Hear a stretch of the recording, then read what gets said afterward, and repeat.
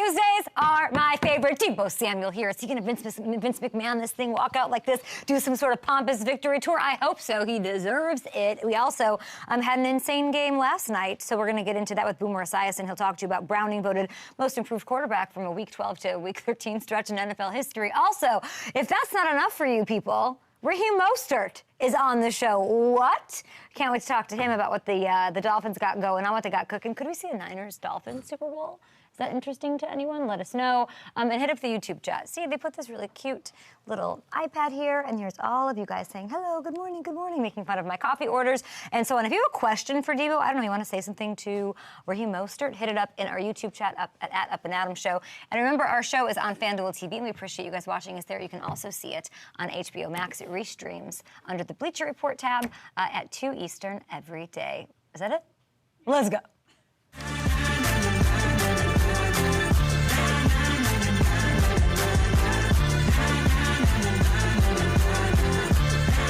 Raheem Mostert on the show, Deebo Samuel on the show. We've got Boomer Esiason stopping by, perfect guest to recap everything that went on last night.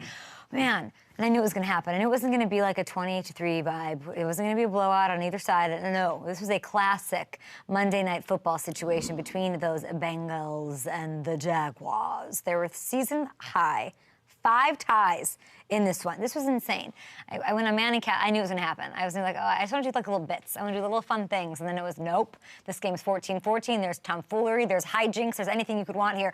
But Cincy, they were able to pull it out in overtime. They stay alive in the AFC playoff race. The big story out of this one, of course, you know, it's like I want to celebrate as a Bengals fan. And like, I mean, T. Higgins, they were wildin'. They were going crazy. Orlando Brown Jr. in that locker room after this win. And they deserve to. They're still alive. If they lost this game, I would say they'd be done for the season. But now they're sort of riding that underdog wave, and like who? Why not us? With Browning, a confident Browning down the stretch, which is fun. But it kind of, you know, it's hard to celebrate when you see what happened to Trevor Lawrence, and an ankle injury just knocks him right out of the game. But let's take a look at the AFC playoff standings first, because I think this is what people want to see. You're watching us on YouTube, you're checking us out on FanDuel TV, HBO, whatever it is, and you want to know where we stand. Well, the Jags, they could have taken the 1 seed in the AFC if they won. They fall to the 4th with the loss. Miami hangs on to the 1 seed. Mostert on the way on the show today, and the Bengals now just a game back of a playoff spot. A game back! And they can potentially take the spot away from the Colts, those feisty Minshew Colts, if they can beat them on Sunday. This is exciting. This is the stuff NFL dreams are made of. And there's life in Cincinnati. Jake Browning, I mean, I know I'm joking about the most improved quarterback ever through a 7-day stretch. He looked so unconfident against the Steelers. He looked, and he was honest about it. He said, I even just 7 days later, I feel better in practice by like 1,000,000%. He didn't really say that. I'm putting quotes into his mouth, but you know what I'm saying. And he looked the part last night because they committed to the run and did a bunch of things that Zach Taylor deserves some credit for this morning, as does Jake Browning. 32 of 37, 354 yards, a rushing touchdown. And then, I mean, the Jamar Chase, I was like, is this real? Is this actually happening, unfolding in front of my eyes on the old cast with the cast or the Manning or whatever? The dad jokes were a fly-in, and so was Jamar Chase. He was so sharp. And credit to Zach Taylor here for a total overhaul of the way he was calling this game. It was a night and day difference from what we saw in Pittsburgh last week. The Bengals, they did what I begged them to do on the daily. Commit to the run. Establish the run. Let Orlando Brown talked about it this week. Like, I need to approach making these holes with some tenacity for Joe Mixon. They have this switch-up Illinois back who, like, they want to see what they got in this Chase Brown kid. They want to see, like, can he be this change of pace? Do we want him next year? Is he going to be in this? Get him involved. And he did. It was amazing. And then they built the passing game off of that. Like, beautiful. The trick plays.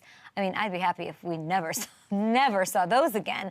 Outside of those 2 calls, Zach rose to the occasion, and so did Bengals stars. Chase, like I said, Mixon 2 touchdowns. Let Mixon mix it, and it was great. T. Higgins was back in the mix. I think that helped open things up. He had some big catches to extend drives. So if this offense and with the Bengals can keep playing like this, we talked to Lou Anarumo on our show, the defensive coordinator. Not the best game by the defense last night by any stretch of the imagination, especially in the beginning. But if they can sort of keep things going, Cam Taylor-Britt not being out there is a bit of a problem. Offense needs to perform like this for the playoffs to be a possibility, and game back. They are. Where'd my helmet go? Where's my Bengals helmet? Oh, that's a good question. Where's my striped Bengals helmet? Legit. Someone. Cat? I'm going to go source it. Do we have a thief? Eric, are you? Eric's on. They're saying it's on the floor, which is just not okay. By the way, shout out to Ted Karras being announced as a Walter Payton Man of the Year nominee and to all of the Walter Payton Man of the Year nominees. I don't know where we have a Saints one, we got a Chargers one. Want me to check? We got I don't know where it went. I don't know who hit it. I don't know. Maybe that sneaky Jags fan, Matthew Hamilton, had it removed overnight. Okay, on the Jags side of things, and let's get to it. It was a nightmare. Trevor Lawrence exited the game after suffering this injury. We don't, want to show it. I don't know the cart gate of this. Like, why not the cart? We don't know. But as of this morning, we still don't know quite the extent of things. We hope, and there is some hope, that the Jags avoided sort of a worst-case scenario. Reports right now are that it's a sprain. They're going to undergo some further testing to determine what's going on. He was seen on crutches, I think, in a walking boot after the game, so there's that. But Jacksonville, they can handle losing this game and bounce back. I do want to say that to Jags fans. They've got a one-game lead, and they have the tiebreaker over both the Colts and the Texans. Beathard looked solid enough. You heard him after the game. He looked solid enough to guide them through a game or two. Losing Trevor for the season, that's a different story, of course, and it sort of messes up and mucks up their chances the rest of the way. Or maybe somebody like Boomer Esiason doesn't think so. Maybe he thinks Beathard can keep them afloat with the panache of Doug Peterson and the stability there, and Calvin Ridley looking like he did last night. I mean, they go without Christian Kirk. Evan Engram steps up. What else would you want to see? It's amazing. This year has been a nightmare for star quarterbacks. That's the headliner here, right? The theme of the season, and it sucks. It totally sucks. Like, football gods, can you not spare us the rest of the season here? Rodgers, that happened off the jump. I was at that game, and I was like, oh, man. And then it followed with Burrow and Cousins, and now Trevor. Enough. I've had enough. And I don't know what we can do to prevent this going forward. It's fluky and weird and not cool. Okay, I want to move on to some news we had yesterday. A week after a loss, not even a week, a couple days after a loss, the Eagles and that Big Dom, the guy who greets you at the airport, they were able to land All-Pro linebacker Shaq Leonard, which is huge. What did I say? I want him to go to a contender. Marissa's screaming. What? Marissa's doing a get ready with me routine. Now you're excited? What are you drinking over there?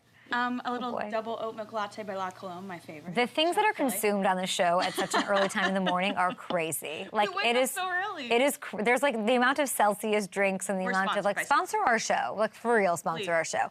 But Darius Leonard goes to the Eagles. Very exciting. Week 14 opponents, Philly and Dallas. That's exciting because he could have gone to either one of them. He chooses Sirianni, and remember, those two have some familiarity from Sirianni's time in Indy. Here's the Eagles head coach talking about his new pickup. Obviously, have a great relationship with a lot of people over there in Indy, and a great relationship with Shaq. And so we're confident in the player we're getting. We're confident in the person we're getting, and we still have confidence in from the tape that he still can play. And he's been a high-level player in this league for a very long time. 18 his first year in, and so that's a long time to be a high-level, three-time All-Pro player. And so still has a knack to take the ball away, still has that knack to run and hit the ball carrier, still has that length that he had, to make throws hard in the passing lanes.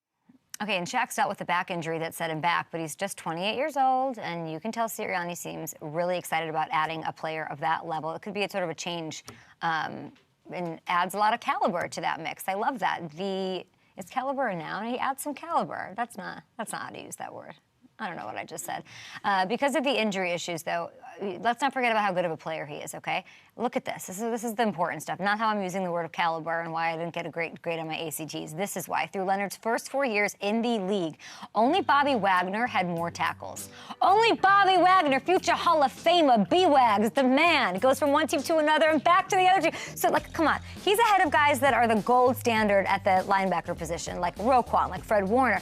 And it was also significant to me that in the rest of Sirianni's presser that he talks about how missed tackles, don't get me started, we'll talk about it with Deebo, and sort of like the inability to get guys down in space, that's what cost the Eagles this game against the Niners. I believe that, and he'll help that. Leonard instantly helps out there. So it remains to be seen whether he'll suit up in Dallas this weekend. I mean, I think this is the biggest game in the Eagles' docket. You can say what you want about the Niners. No, they need to win this one. The NFC East on the line. This is a bigger picture move. Again, I'm going to credit Howie Roseman. I'm going to credit Sirianni for staying aggressive. A lot of teams could sit back and say, we still got the best record in the NFL. We're good. I believe we got it. Forget that. Never stop trying to get better. You're trying to win a Super Bowl. So we've seen a lot of past teams sort of pass on a situation like this. Chiefs and Jets in situations that could have helped them. I'm just saying. So you got to feel confident about this. Okay, you know what I found? This guy. I can't put it on because it's got this thing on it. But I'm going to put it, where can I put this? So it's extra obnoxious this morning. Just for Hamilton and Jordan, our new social media guru. There we go. We're just going to put it maybe like right there until Deebo comes on and absolutely destroys me for having it there. I can't have that. Okay, guys, we're going to do some, it's Tuesday. We have so much going on. Raheem Mostert's on the show. We've got questions from you guys on the chat. You two got a workout and running around looking for this helmet. I mean, Eric and Marissa are doing their thing, but it is time to address your waiver wires because, of course, you're in the stretch run because you watch Up and Adams. It's bleak out there. Bleak 182 people on the old wire. But here's what I think can give you an edge. These guys. If you're one of the unlucky ones that got forced into streaming quarterbacks this year, Minshew, listen to me. He's worth a look. Okay, he's thrown for 280 plus in per game over the last 2 weeks. This week's it's this team. They got the Bengals secondary. This team has some issues. Yes, they do. So you can put up some points. At running back, I like Chicago's Guy Johnson here. He's 21% rostered, as you can see. 15 touches last Monday for 75 yards. He's got some juice to him, and I like the matchup. They got the Lions defense. Lions defense, they've been getting up tons of points. So Roshan Johnson is the guy there. And Curtis Samuel at receiver. He's on a bye this week, but I like him. He's been going off lately. He's like doing his thing in the slot. Feasting, 17 targets, 165 yards in the last 2 games. Washington's going to have to keep airing it out down the stretch. So I think this dude has some big games over the last few weeks. All right, here you go. Some guys to add on your waiver wire. Speaking of this beautiful helmet, by the way, they're undefeated in these bad boys. Wear them every week. Wear them every week because you're a game back and you can make the playoffs. Can they do it with Jake Browning? Oh, a perfect Christmas gift for us here at F and Adams. Boomer Esiason joins us next. Awesome. Boompa! Boompa! Oh! Bye-bye, Bronco! Talk to me nice! Just got another dub. That's 2 in a row. Hey, big dub, walk off. Hey, clear it out. I'm so excited about the men in the room. Hey, I can't tell you guys how proud I am of this team. Undeniable strength, mentally and physically. That's just cool as the way we come to play football. For 10 years. Sam Laporta. Your new rookie receiving record holder for the Rams.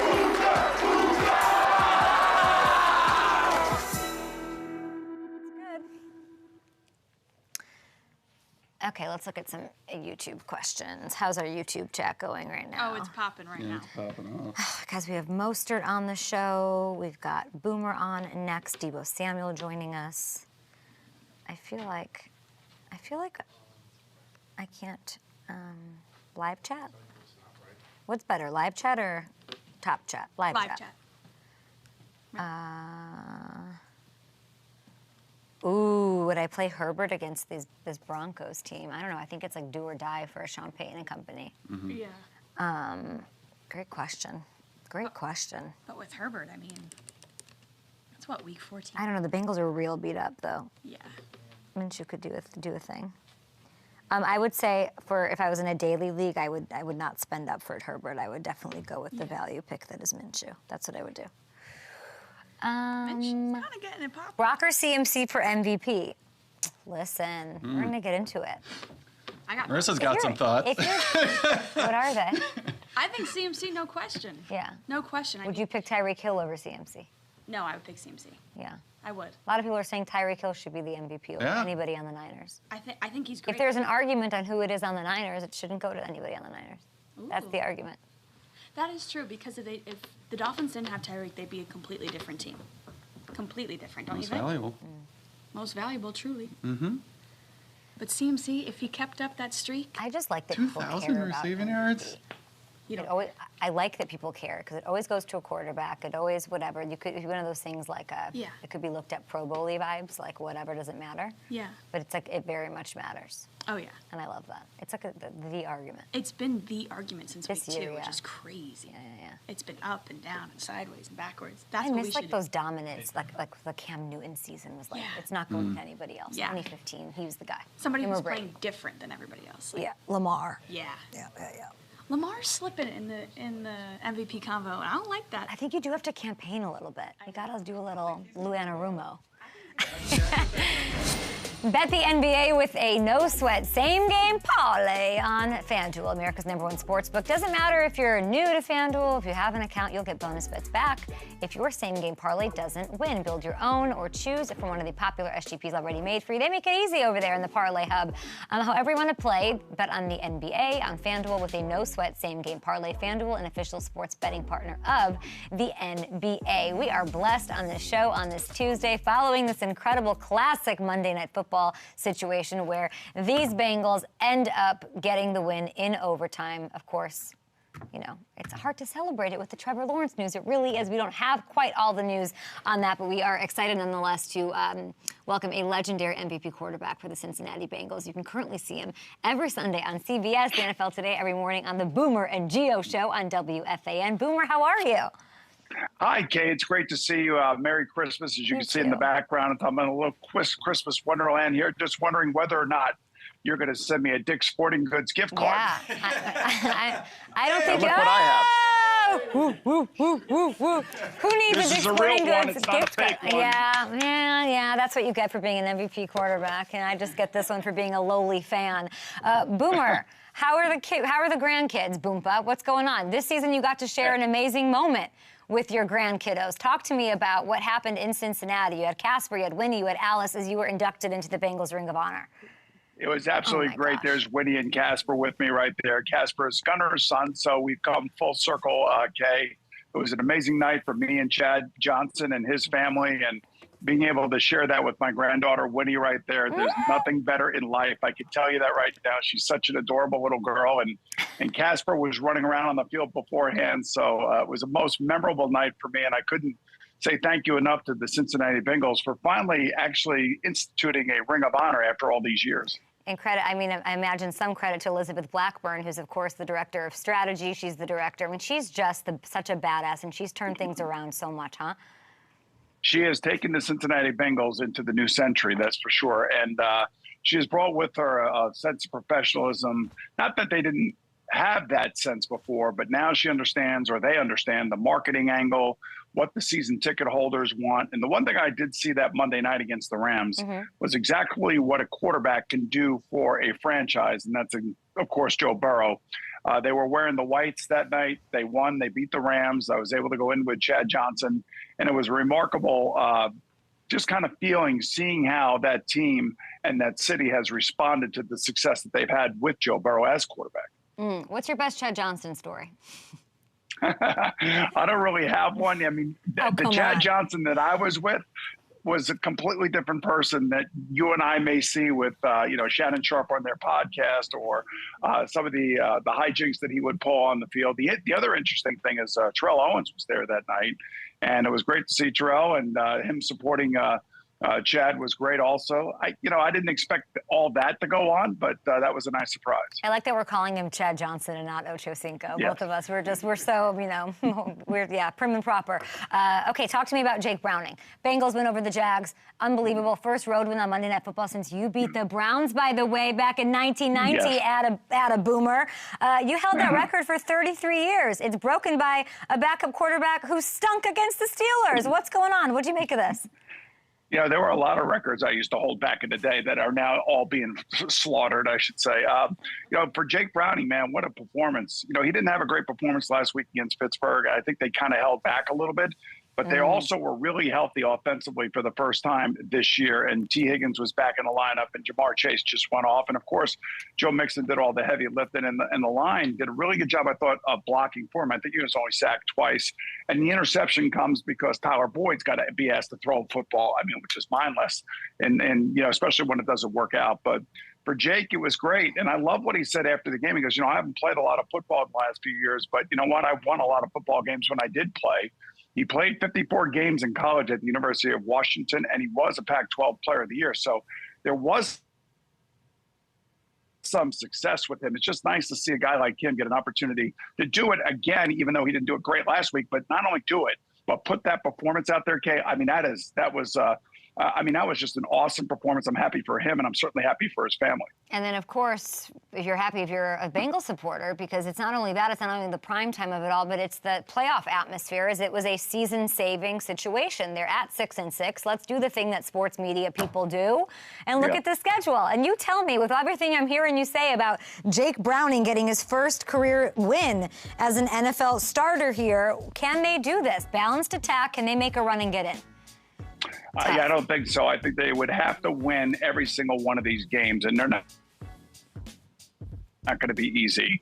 And they're going to have to get the 10 wins because their conference record is so bad and their division record is so bad. They probably would line up losing all the tie-breaking scenarios. So I think they would have to get the 10 wins, and getting to 10 wins, they would have to win 4 out of those 5 games. I don't necessarily know that can be done, to be realistic about it. Yeah, Boomer keeping it realistic. I'm over here like, yeah, let's go, beat the Colts. We'll see. It'll be interesting, and I like that they're still alive. The Jags on the other side, they were like, hey, let's go in there casually. We have our first game here since 2011. Let's get the 1 seed. Why not? Let's get the 1 seed. Trevor Lawrence injury happens. It has been such a brutal year at the quarterback position as far as injuries, especially in the AFC. Boomer, if the playoffs started today, 4 teams making the playoffs would be starting backup quarterbacks, okay? If you look at this list, which quarterback, which team with these backups gives you the most confidence in the dance? I got to say Gardner Minshew right now. I mean, he makes it interesting. It's not always pretty. He runs around a little bit like Fran Tarkenton didn't used to back in the day. I mean, he seems like he's got the guts and guile that it takes to take chances down the field. He does have one of the better defenses in football. I don't know about Joe Flacco, what they're going to do in Cleveland. I actually thought Joe played really well, with the exception of the interception last week when they were down by a point, and all of a sudden the momentum changed in that game.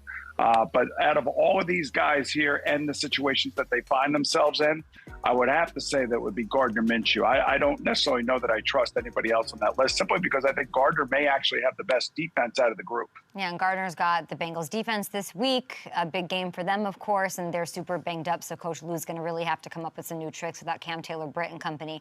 With this quarterback situation, is there anything I'm supposed to, learn from this? I hate it, you hate it, everyone hates it. Injuries to star quarterbacks has always been a thing. This year seems kind of weird, especially because they've made so many rule changes, Boomer, to protect these guys. I don't remember growing up watching quarterbacks and seeing this many. Is this a fluky thing, or do we have to go even further to protect quarterbacks? I think it's a fluky thing, to be honest with you, Kay. I just, when you think about the lower leg injuries and, Trevor getting stepped on last night, and it started with Aaron Rodgers blowing out his Achilles on Monday night against the Bills. I just, these things happen. Maybe they just happen in bunches, but I know that people pay big money to see the big name players. And unfortunately, when you lose guys like Joe Burrow and Aaron Rodgers and Deshaun Watson, and now we lose Trevor Lawrence for an extended period of time, that's not good for the league. That's not good for anybody. That's not good for the product. But I will say, watching Jake Browning last night, watching Gardner Minshew, these guys have come in and they've actually put up some pretty good numbers, and they've won with these backup quarterbacks. So we always argue in the NFL today about an insurance policy and who is your insurance policy. And right now, Gardner Minshew seems to be the best insurance policy.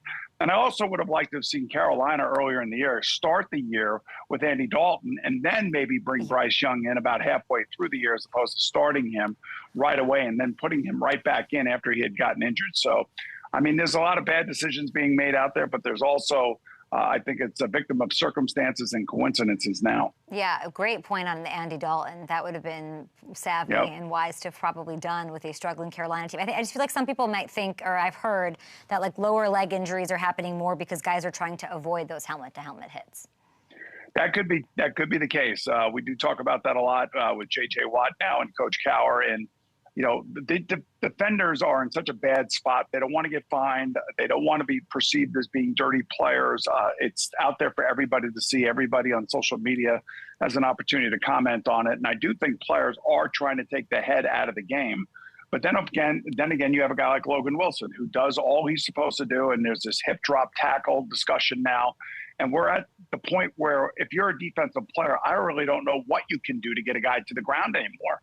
So there's got to be a lot more discussion of that this offseason. But I can understand why people would think that lower legs equate with the fact of trying to get the head out of the game from a defensive perspective. All right, let's get to the good stuff. That was just a little aperitif, a little, let's get to, you're in the biggest market, you're covering it. The drama in New York, it's perfect. I'm headed there today. I'm like, I don't need to go to a Broadway show. I can just read the back page of the Post with Brian Costello talking about the Jets situation. It takes another spin with this rotating situation of the quarterback reporting that they want to make a switch at QB. They're leaning towards going back to Zach Wilson. Zach more reluctant to step back in. That's putting it lightly. Can you blame the guy? Yes, I can. There's no excuse to be reluctant about going back on the football field if you're a quarterback, especially if you're Zach Wilson, who's been given, I don't know how many chances, probably at least 20 different chances. You know, this is a team that has set the futility record for scoring touchdowns in a season through 12 games. I think the 93 Bengals, which I was not a part of, by the way, held the record prior to that. So and Zach Wilson was a big part of all of this. But Zach has got to grow up. We say here in New York, you got to grow some stones, and he hasn't shown the ability to have that. I know that there's offensive line issues. I know that there are offensive coordinator issues, but at the end of the day, he wasn't supposed to be the guy, but now that he is the guy, you have to seize the moment. Jake Browning seized the moment, and I'm so sick and tired of hearing about babying this kid. I mean, he's no longer a kid. He's a man. He's been in the league for 3 years now. So I would say this, Kay, I think his agents probably called the general manager, Joe Douglas, and said, he's really reticent to play. And then I think Joe Douglas probably called Aaron Rodgers and said, will you call this kid and tell him if we get another opportunity to play, he better come in here and get it. And I think that's why he went to go see Robert Saleh yesterday, their day off, in his office and say, I want the ball, regardless of what anybody is saying in my world, I want the ball. So hopefully he will put that to rest. And I think they're actually going to go and play him again this week. I actually thought 2 weeks ago they should have cut him, a compassionate release, if you will.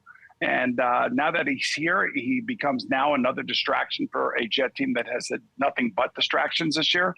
But I would put him out there and let him throw 50 times for the next 5 games and see if he has it, and maybe he can resurrect his career somewhere else after this. That's a very thoughtful response to that. And, I like that you're putting accountability on him. What sort of accountability goes onto the Hackett's and the Salehs of the world in the handling of all this? Or even just this getting out there?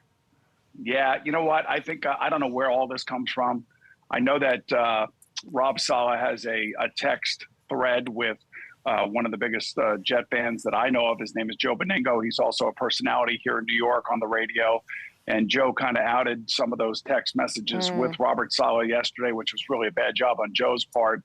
But it just goes to show you, it makes you wonder whether or not Rob Saleh really should be the head coach of this team. If he's texting with a friend of his, things back and forth, and his friend is misinterpreting those texts and then bringing those texts to the light of the most powerful radio station in the country at WFAN. So it was a bad job all around, bad on Joe's part, bad on Robert's part, even dealing with Joe. So I think that one has to wonder whether or not Rob Saleh is long for this job after the season is over. I mean, Boomer is, you should see my producer Marissa's face. She's like, oh. It's cringeworthy. I'm telling you, it's came cringeworthy. with it today. It is a little cringeworthy, but if you want to hear more takes like that, guys, of course you can see Boomer on the NFL Today, but also check him out on the Boomer and Gio show on WFAN, and give our love to your grandkids, of course, Casper, Winnie, and Alice. We're going to go from you, Boomer, to Deebo Samuel, who's got Tyshawn in his lap, celebrating the victory lap. It's a family affair, as always. Yeah, Tyshawn's here to do. Tyshawn's celebrating. Tyshawn hasn't slept in 3 days. He's been raging. Woo!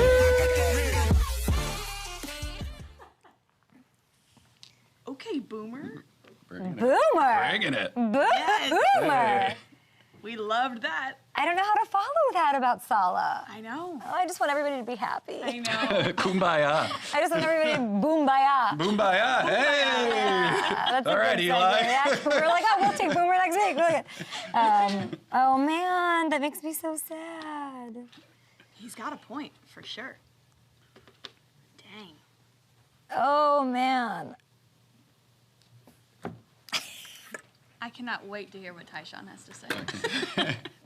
I, for one. Holding up to number 3. Yeah. He's 3 so tutties. cute. 3 tutties. Deebo's trying to get Tyshawn that modeling deal. That Skims baby line's coming out. Tyshawn's ready. He's so cute. Tyshawn's going to stand on business. I mean, Boomba. No, it's okay. Oh, hi, Tyshawn. Hi, Tyshawn. Say hey. Hey. Tyshawn, do you even understand what your dad did? Do you understand that your dad leads the league in yards after catch per reception? Do you even understand, Tyshawn? Let me tell you. Say, I'm a little sick. Oh, no, he is? He's so freaking cute. Oh, my gosh. I can't. All right, we got 1 minute. Looking at you guys, the chat. Okay, Deebo kicked the door down at the link and took their hopes and dreams. Yes, he did. Yes. No further questions. 2021, Deebo is here. I'm done. Big bad Deebo. We got prize giveaway, 40K subscribers. Hit that subscribe button. We do. What are we giving away, I wonder? Ooh. I got some ideas. You do? A date with me. Come do my laundry with me at my house.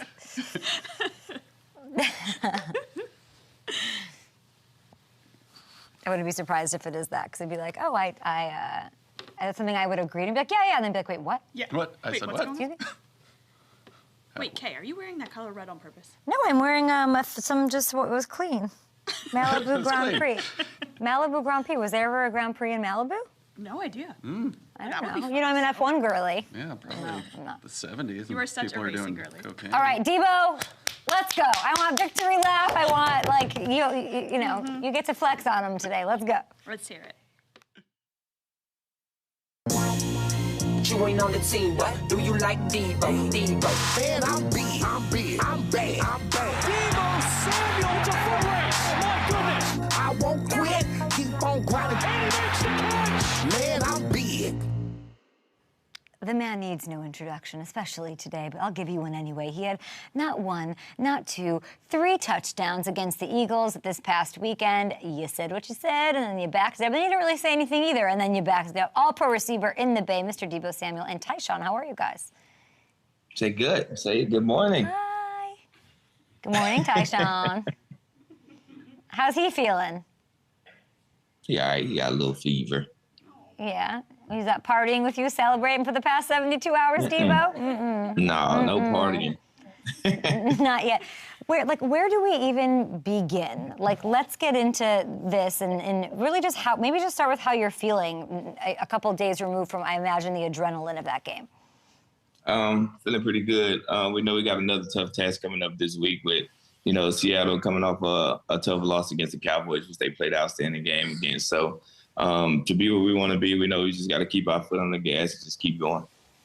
I've never seen a more blatant, incredible display of backing something up, of sort of saying something for a long stretch, and then not even just winning the game, but I'm talking 138 yards, those 3 touchdowns. When in that Eagles game when did you know you guys were going to win?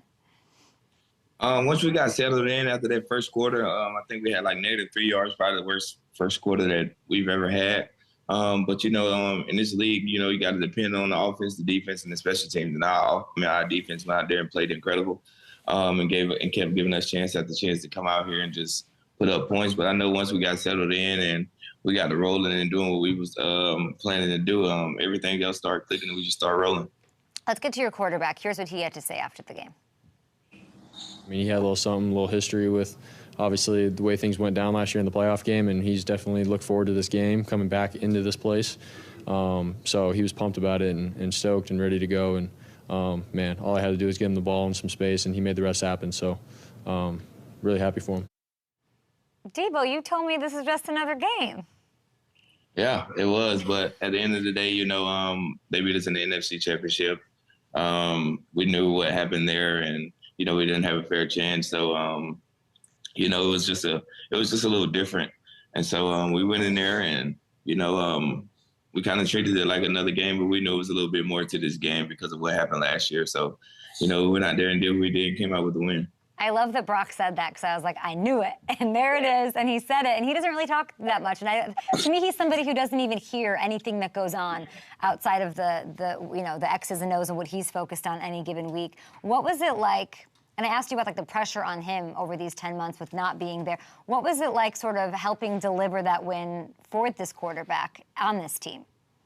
I mean, it was amazing. Kind of like what you said, Brock. I don't think Brock paid attention to like none of the outside noise or anything like that, because not once all week was he was like, yo, all right, let's get ready for this game. Let's do this. I mean, Brock's been the same week in and week out, no matter who our opponent is. Where's Brock in your personal MVP conversation? Man, my boy number one right now. It ain't up for debate. I mean, there's a lot of... Tyshawn goes, yeah, oh yeah, that's the one. Well, can I hear the argument for Brock? What's the case for Brock to be the MVP?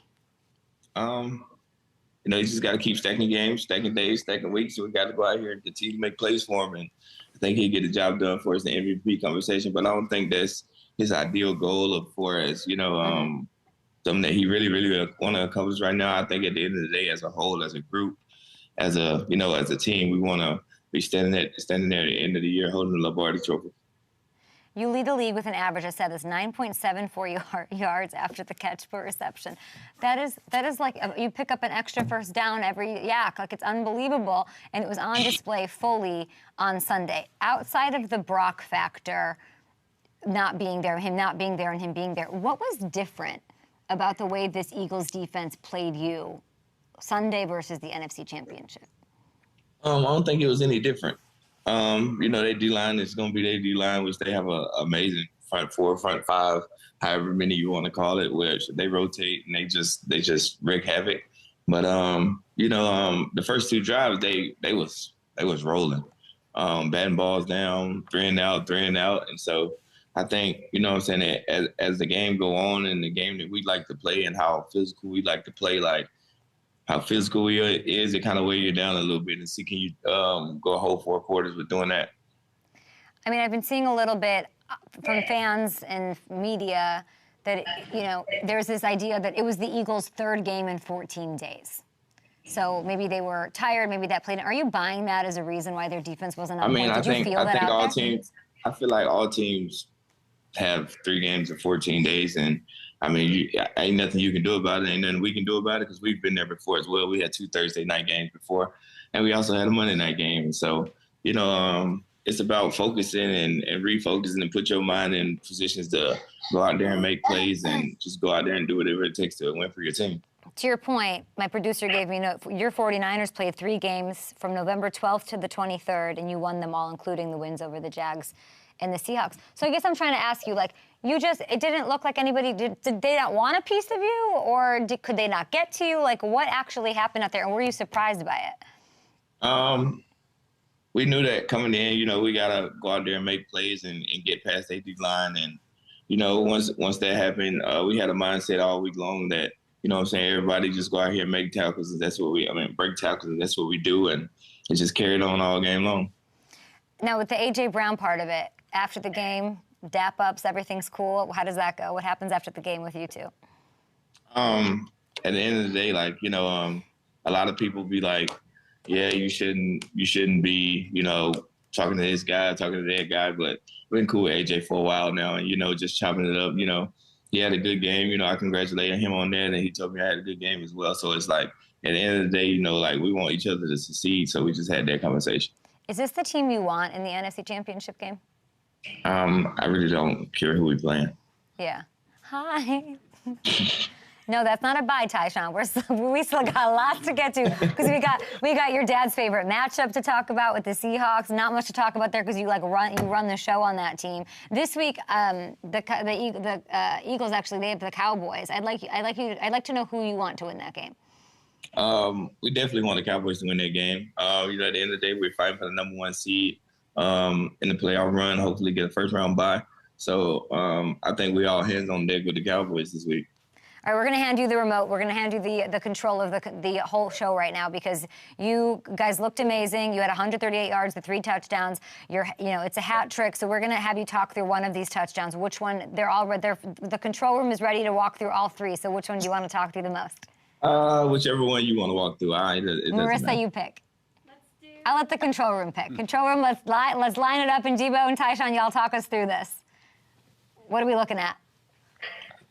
I ain't looking at none but white jerseys and running off every single block. I think it was just blocked up well. And here come my guy, BA. We in the huddle. I actually say, hey, BA, man, just meet me in the end zone. And then I caught the ball and see none but white jerseys and just, as you see, just running off every single block and I didn't have to do too much. Deebo, why does it look like everyone's wearing ankle weights out there and you're just like running freely? Why does it look like that? I have no idea. I think I'm a little faster than what people think. I mean, clearly. Okay, I need more. Show us another one. Show us another one. Let's go to the 4th quarter screen. No, this is the 3rd quarter. Okay.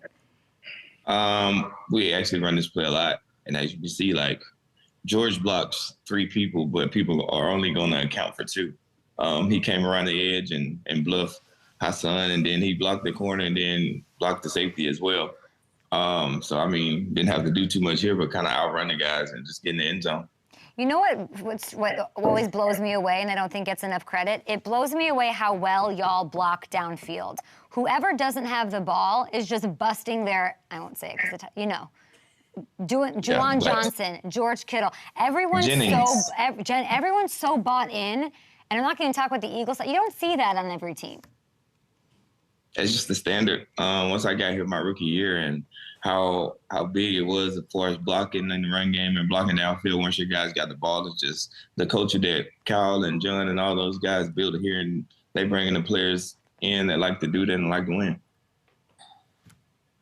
All right, we want to show the last touchdown. We can't just do 2 of 3. So dial up, guys, the last touchdown. Talk me through this one. Yeah. Shake. 5-yard under route, and the guy just tried to arm tackle, and it was just off to the races then. Well, do you think the trash talk motivates you, like all this drama that was leading? I know you didn't really want to talk about it. Does it actually do something to you? Not too much. We just knew what we was coming in there with, and that was a team full of guys that, that's physical, that's fast, and love to play the game, which is whatever happens is going to happen. We definitely was on one all week, and we knew we wanted to get this one from Brock for sure because he didn't have a complete chance to finish this game. But, the determination and the physicality and how fast we was flying around out there showed. Stop, man. Tyshawn, we just got one more for your dad because he does have Seattle. And Seattle's your dad's favorite team because he crushes them and their souls week in, week out. You have this friendship with A.J. Brown. Do you have a friendship with, like, DK Metcalf at all? Because what did you make of his sign language, his whatever? Are you going to top that this week? I have a feeling you'll be in the end zone more than once. I really ain't know what sign language you talking about or whatever. But at the end of the day, we just got to keep stacking days, stacking weeks to get where we want to be, and age is another task on the schedule. All right, Tyshawn, now you can wave bye. Say bye-bye. Say bye-bye. Feel better, Tyshawn? Your dad's amazing. All right, see ya. All right, bye, Deebo. Appreciate you. We'll talk to you. We got Raheem Mostert, a former teammate, of course, of our guy Deebo on the show. I don't know, Deebo said he's pretty fast. Mostert's pretty fast, too. We'll talk about that. We'll get some talk about Week 14 as well. Raheem on the show.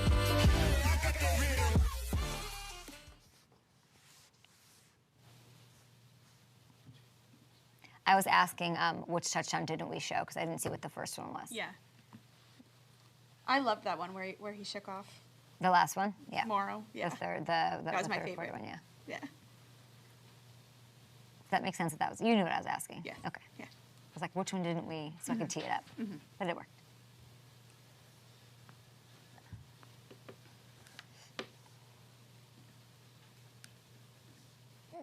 I'm good. Deebo rooting for Dallas. What? Deebo rooting for Dallas. Rooting for Dallas? Well, because of the... I know. Yeah. If he wasn't, he'd be Even hearing crazy. Oh. The boy Mostert, Raheem Mostert. I'm rooting for your Eagles. Wow, thank you. Yeah, always. Well. Niners jet sweep sucks since Mostert left. That's what the chat's saying. He broke my heart as a Packers fan. Yeah. Yeah. The boy Mostert, Raheem the Dream. He broke Rodgers' heart, too. Oh, That was cool to see. yeah. Yeah. We got to get to that. I liked that. I like when Rodgers shows he's a human. Not alien? Yeah. That's my favorite kind of I Rodgers. know.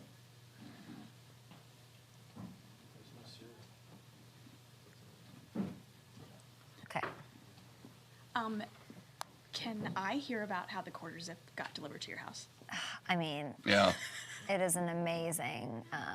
Did someone knock on the door and have a blue It quarter happened in like 11 minutes. It Wow. was wild. They've got a well-oiled machine over there at Omaha. zip? I love that. Well, let me tell you that.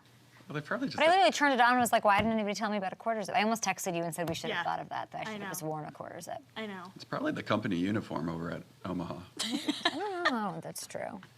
With the checkered shirt. Yeah. I don't. What? Why do you think I care about what that's? But why would the first one be interesting to me? I'm so confused about what's being delivered. Okay, sounds great. Oh man. Okay, you guys have questions for Mostert? Hook it up. What's your go-to Starbucks drink, Kay? Guys, sorry it's not exciting. It is just a black coffee. I know. Mm-hmm. There's nothing exciting about it. I say, hi, can I just get a cup of coffee? Nothing says holiday cheer like black And then coffee. she just hands it over. And then all you idiots are drinking your sugar drinks down by the counter, and the cashier gives me mine. You're in and out. That's fast. Fast. That's productive. Listen, lasagna stain. They always try to was a upsell you on the lasagna stain. sweeties. They're like, My Panera Bread order. Oh my gosh, I haven't had Panera Bread since college. French onion soup. the soup. No. Hill in motion. Give it to Mostert. And he dives in. Touchdown, Miami.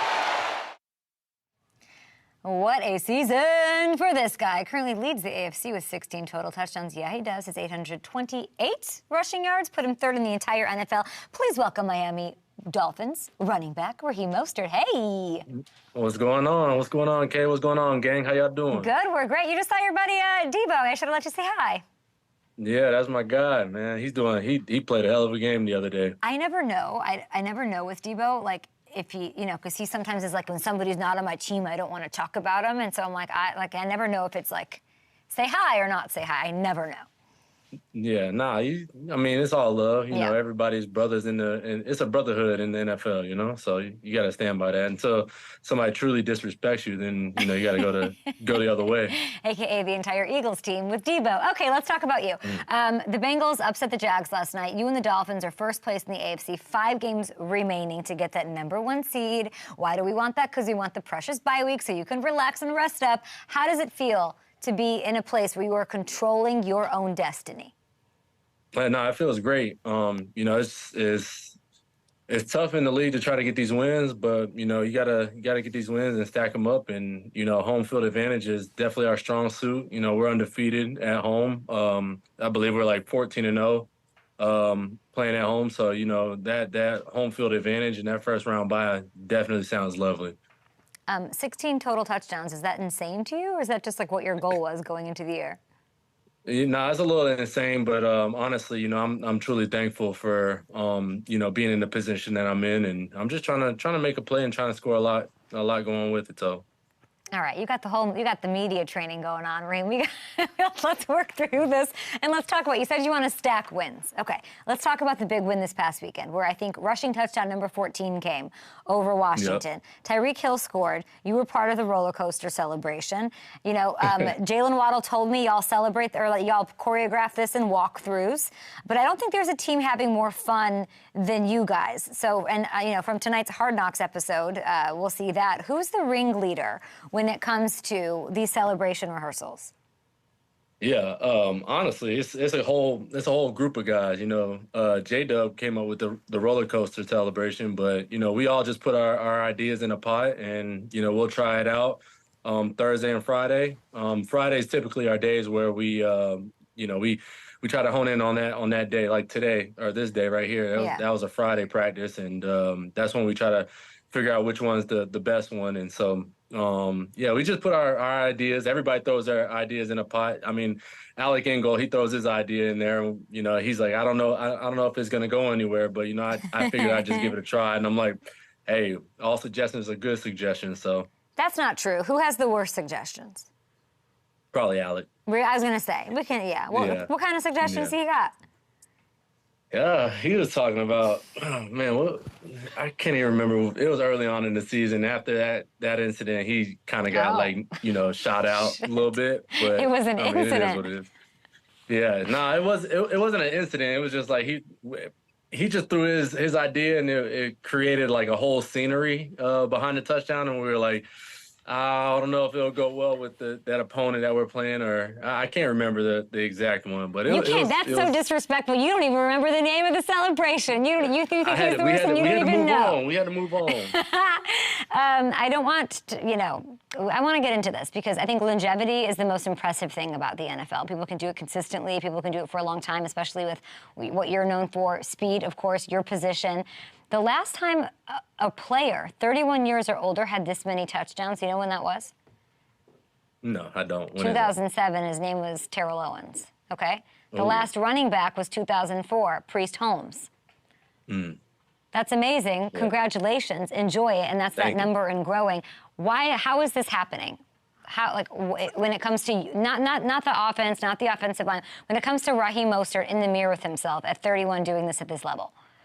Yeah, I didn't take a lot of tread early on in my career. The age is what it is. I can't fight that battle. That's that's something that's always going to stick with me until I'm done playing. But I can say that I didn't have a lot of wear and tear early on in my career, so now it's paying off, and I found a routine that works for me, and I'm doing the best I possibly can to try to stick with that routine. And I'm just trying to do some unbelievable things, some unremarkable things. And Priest Holmes is one of the guys I actually looked up to, growing up. Wow. I loved his game. I love the fact that he was an undrafted guy. I love the fact that he was with the Chiefs and did remarkable things over there, and hence the reason why I kind of went 31 as well. And it's just fun, man. It's a lot of fun. I think that's amazing. I love that you love Priest Holmes. And I mean, you're saying you didn't have wear and tear, but you were always scoring touchdowns. I mean, you had 19 career touchdowns and 75 regular season games entering 2023. That's just sort of what you do. You add to your team however you can. Our YouTube is loving the Priest Holmes shout out. Where are you right now? What room are you in? Walk us around a little bit. You're on your phone, right? Right now I am in the player engagement meeting office. Okay. Room. It's a saying, I guess you can see it. Let's see it. Work the problem to let the problem work you, I guess. What does that mean? I mean, I don't know. I'm just in here. I sat here as a quiet place, and I wanted to talk to my peeps, Tua, guitar, last night. Did you see it? Oh, yeah, I saw it. What did you think? I mean, I'm not surprised. I mean, I went over to his house you see all those guitars? That's in his little media room, his little theater. Every now and again, he comes in. He invites the guys over to his house to watch Thursday Night Football, and we'll do karaoke sometimes, and he busts out the guitar, and we all just like to sing. So, I mean, he's very talented. The guy has a lot of many different talents that you don't see on a daily basis. But man, this guy's special. What are some of the other talents? I mean, the man could sing. Truthfully, he could sing. Yeah, he got some vocals behind that guitar play. Like better than Peyton Manning, because that was something. Yeah, a little bit better than Peyton. And then he actually golfs right-handed, not left-handed. You would be shocked. Wait, what?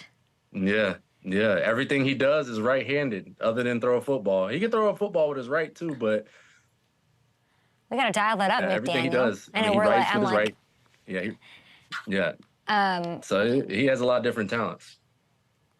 McDaniel, what do I even ask you about McDaniel that hasn't been asked? I mean, Well, everybody asked me about his quirkiness and how is he as a player or as a coach, and I would say he's definitely I call him Miami Mike now, Miami Mikey, because ever since he touched down to Miami, he started wearing them big bifocals on it. Yeah, these big shoes. I mean, he's always wore big shoes though, even when we were in San Fran. But he wasn't wearing them big, designer glasses. So He's feeling his vibe down here for sure. Miami Mike, when does he get mad? Yeah, I've rarely seen that guy mad, to be honest with you. I remember last year when we played the Ravens, we were down 21 points, and you would think that a coach is like, comes into halftime, he's gonna curse everybody out, and that was complete opposite. He was like, "Dude, what are we doing? Like, come on, we better than this." And he's like, "Let's just go out here and let's dominate." And I'm like, "Shit, I mean, I ain't never seen a guy like him, just act so natural, so nonchalant, so cool." And we're down 21 points. That's amazing. What's the biggest difference from outside of glasses and whatever, feeling himself? What is the biggest difference from San Francisco Mike to Miami Mike? I mean, I would tell people, when I was with him in San Fran, he was more the guy that was behind the scenes working. For me, I like to join people like that. I like to surround myself with people like that, the people that are behind the scenes. I give kudos to the janitors. I give kudos to people that are working the food lines in the cafeteria. I try to get to know them on a personal level, just because I'm always they're always looking out for us. And Mikey was like that in San Fran. He was a guy that was behind the scenes in the run game. And so I would go and try to pick his brain and get little nuggets and try to understand the defense a little bit better. And so we just clicked. He has a similar journey to me, and it's just been all love. Be honest, last question. Did you see in San Francisco, when he was sort of a behind-the-scenes guy, did you look at him, know him? You have a lot of respect for him, of course, but did you think elite head coach? I definitely did. Yeah, I definitely did. I'm no question. I mean, if you talk to anybody that, has been around him for some years now, they would say the same thing. He's just brilliant. The guy comes up with plays that, is just, I mean, you see what we're doing this year. I mean, we're leading the league in all these different stats and categories, and individual players is having great careers and stuff like that. Tyreek's close to hitting that. He's on pace to hit that 2,000 mark. That's going to be huge. And myself and many other guys, even with our rookie running back, Devon Achane, who's coming in his own. He's finally, he's a stud too.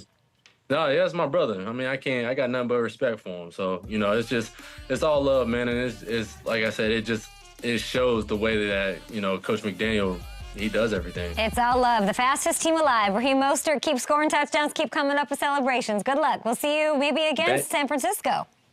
Yeah, come on now. Let's go. Would you want that? Oh, yeah. Come on now. Ooh, I would love that. All right, Raheem, thank you so much. Yep, thank you. Appreciate you, Kay. Y'all have a good one. Appreciate you always. Bye. Yeah.